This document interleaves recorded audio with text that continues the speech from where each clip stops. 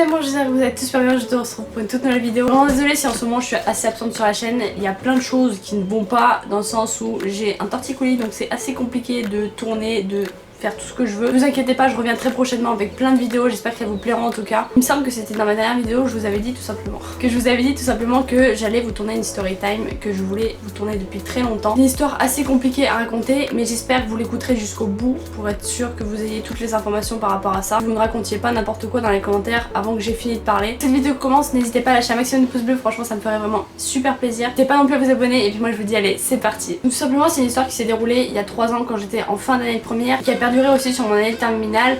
Donc tout simplement il y a un mec avec qui j'étais pote tout simplement. Ça va être assez long à tout vous expliquer parce que c'est une histoire qui s'est déroulée sur quand même pas mal de temps, sur à peu près une année entière. Je vous explique, j'étais en fin d'année de première et tout simplement j'avais mon bac de français machin et en fait tout simplement j'avais un problème avec mon PC. Ça part de là l'histoire, ça part d'un problème avec un PC.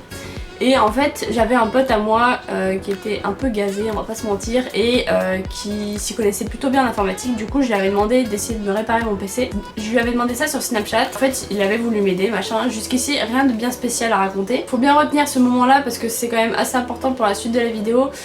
Tout simplement ce qui s'est passé après c'est que je commençais à recevoir des menaces sur Facebook, genre de comptes privés en fait, enfin de comptes genre fake, des gros comptes fake, genre Valentina Gomez, genre des trucs comme ça, et aussi des profils Facebook qui portaient mon nom mais avec d'autres photos. Je commençais à recevoir des menaces tout simplement en mode je vais pourrir ton année machin, tu vas voir ma petite, genre des grosses menaces, genre je sais pas pourquoi en fait. Au final la fin d'année s'est déroulée et jusqu'ici j'avais pas forcément prêté attention à ces menaces, j'y répondais pas et je bloquais tous les profils Facebook qui me contactaient. Donc les grandes vacances scolaires passent et une nouvelle année commence, donc je me suis dit que ça allait pas perdurer parce que bon c'était du passé, enfin c'était des petites gamineries quoi. En année terminale je commence à recevoir des messages encore sur Facebook avec des profils un peu plus inquiétants que ce que j'avais l'année précédente. Seulement ces profils se faisaient passer pour moi, prenant toutes mes photos que j'avais mis sur Facebook. C'est d'ailleurs pour ça que j'ai arrêté Facebook entre guillemets, parce que c'est un réseau social qui pour moi est trop dangereux et t'as trop tendance à publier toute ta vie alors qu'au final des trucs qui doivent rester privés.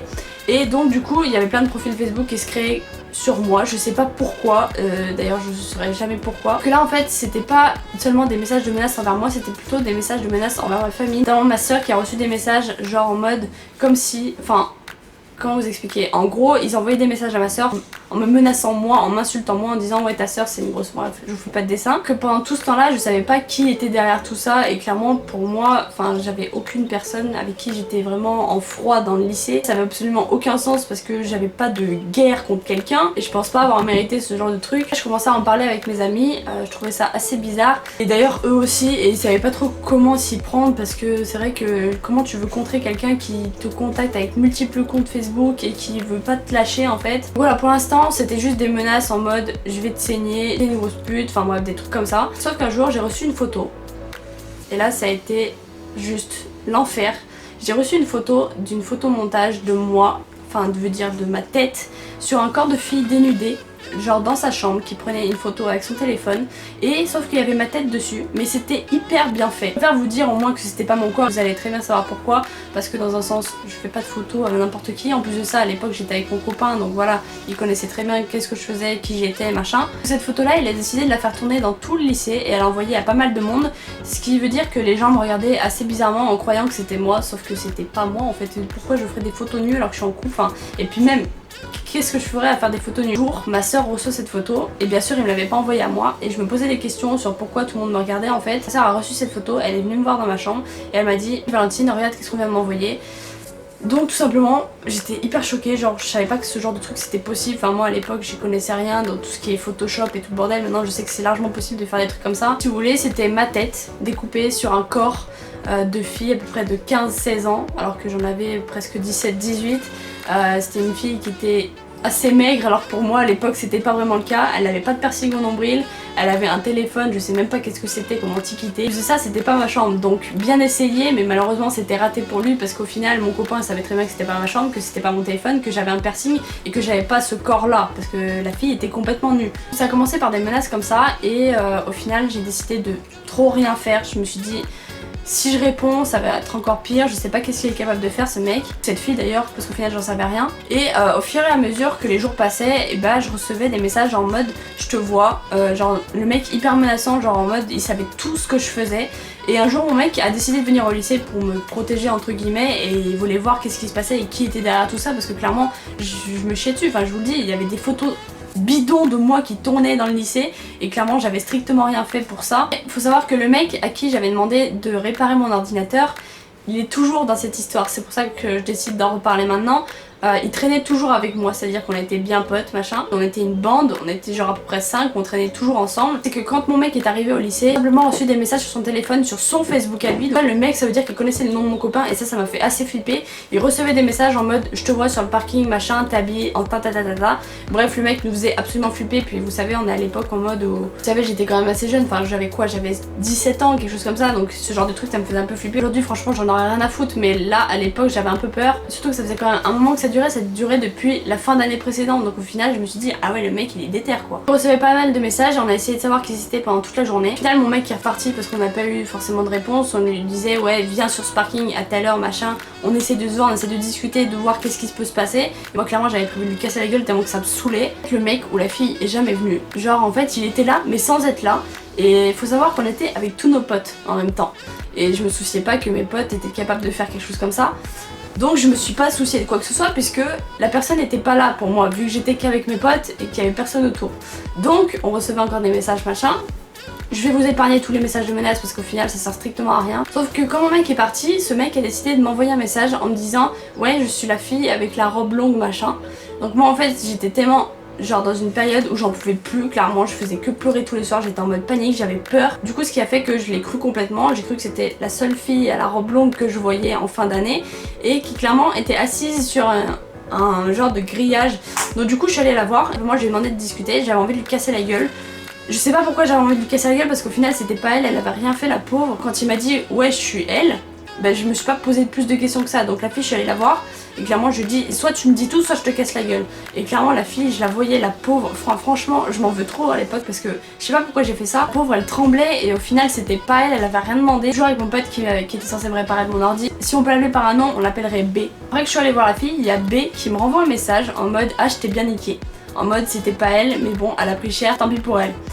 Donc le mec était clairement taré, genre en mode il avait envie de faire souffrir tout le monde sauf qu'en fait c'était pas elle tu vois. Pour tout vous dire cette période ça m'a rendu complètement dingue, j'avais envie de casser la gueule à toutes les personnes que je soupçonnais. Ce que j'ai commencé à faire avec mes potes c'est que j'ai commencé à éliminer les personnes qui ne pouvaient pas me faire ça dans mon entourage, c'est-à-dire que j'avais éliminé toute personne externe parce que je me suis dit comment ils peuvent connaître autant de choses sur moi, genre par exemple le nom de mon copain, comment est-ce que je m'habille, comment s'appelle ma soeur. Clairement le mec savait tout de moi je dévoilais pas forcément ma vie privée. Le mec savait absolument tout, il savait où habitait mon copain, il savait absolument tout et il y avait une seule personne à qui j'en avais parlé et c'était bien B. J'avais éliminé toutes les pistes, c'est-à-dire toutes mes potes filles, tous mes potes garçons et il y en avait un qui restait dans la piste. En fait le mec il voulait m'aider mais au final il s'est cramé tout seul, c'est-à-dire qu'il m'envoyait des messages sur Facebook en mode c'est pas un tel, c'est pas celle-là, c'est pas celui-là.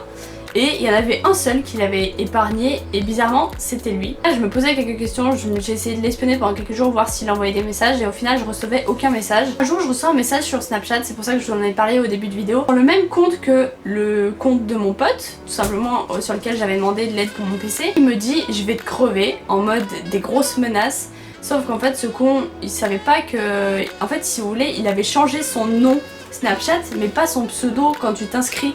Ce qui fait que moi en fait j'étais pas conne à l'époque, je suis allée voir son profil Snapchat et il y avait son nom d'utilisateur avec son nom et son prénom et clairement je savais que c'était lui. Donc le lendemain je suis allée le voir, je lui ai dit tu te fous de ma gueule gros, tu te fous de ma gueule. Clairement tout ça c'était de sa faute, c'était lui en fait qui me faisait tourner en bateau depuis le début. Le mec a trouvé le moyen de nier totalement et je vous jure mon poing était prêt à partir, j'avais envie de lui éclater sa tronche parce que le mec me mentait alors que c'était lui, enfin clairement je pouvais pas inventer quelque chose pareil parce que c'était sur son compte qu'il m'envoyait des messages, il m'envoyait des menaces avec son propre compte Snapchat et il croyait que c'était en changeant son nom qu'il allait changer son nom d'utilisateur Snapchat. Du coup en fait il me niait en pleine tronche et clairement je vous dis même pas la colère noire que j'avais. Je dis attends c'est le mec, c'est mon pote, ça fait...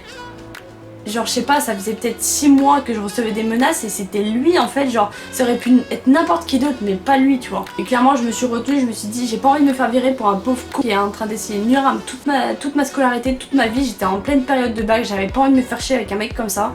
Et il y a sa vieille meuf qui débarque, sa meuf dégueulasse là, qui voulait me gifler, mais quoi?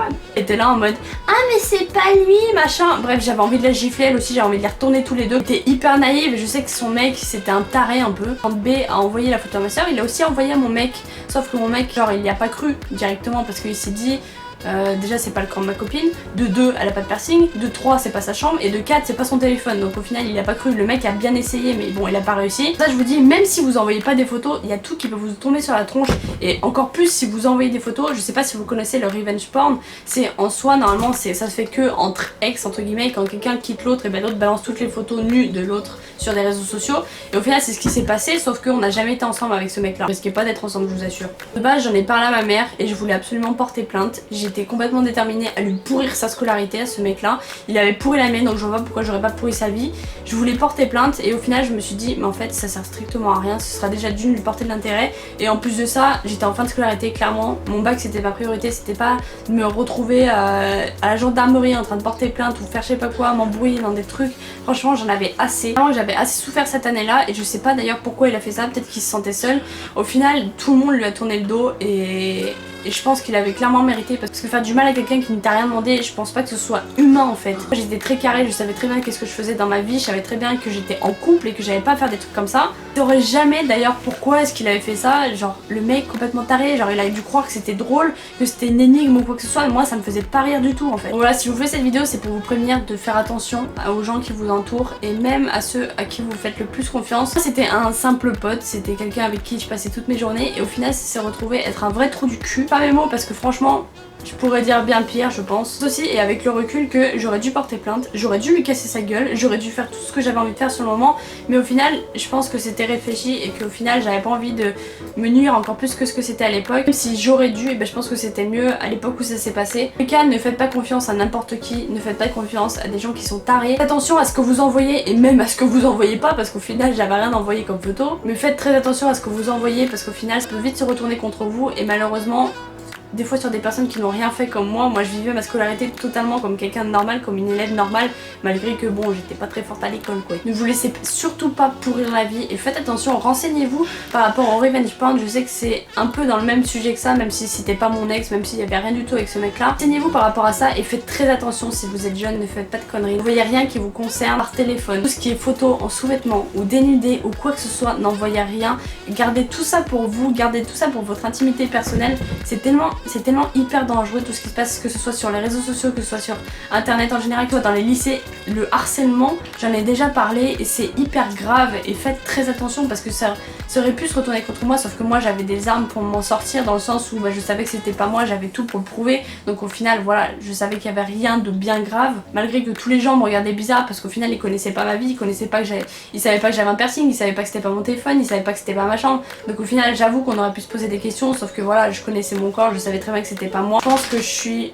moins méchante que j'en ai l'air, dans le sens où j'ai pas décidé de lui pourrir la vie, ni en portant plainte, ni en l'affichant dans tout le lycée. Ça s'est tout simplement réglé entre lui et moi. Simplement le seul truc c'est qu'il s'est mis tout le monde à dos et que le mec c'était complètement un taré. On voit pas comment tu peux faire ça aux gens, surtout des gens que tu côtoies tous les jours, mais ma foi il y a des fous partout comme on dit. N'hésitez pas à me dire qu'est-ce que vous avez pensé de cette histoire dans les commentaires, ça me ferait franchement hyper plaisir. J'avais envie de vous la raconter pour me libérer un peu de tout ça. Je sais que ça date d'il y a au moins 3 ans, quelque chose comme ça, mais au moins je suis libérée de cette histoire. J'avais franchement envie de vous en parler sur ma chaîne. J'espère au moins vous avoir mis en garde par rapport aux gens qui vous entourent, à tout ce qui peut se passer dans un établissement scolaire. On n'est jamais en sécurité, ni chez soi, ni dans un lieu public. Faites très attention à vous, c'est le plus important. J'espère que cette vidéo vous aura plu, n'hésitez pas à lâcher un pouce bleu si c'est le cas, et n'hésitez pas non plus à vous abonner si c'est pas déjà fait. N'hésitez pas non plus à me suivre sur mes réseaux sociaux, c'est très important. Et puis moi je vous dis à la prochaine pour une prochaine vidéo.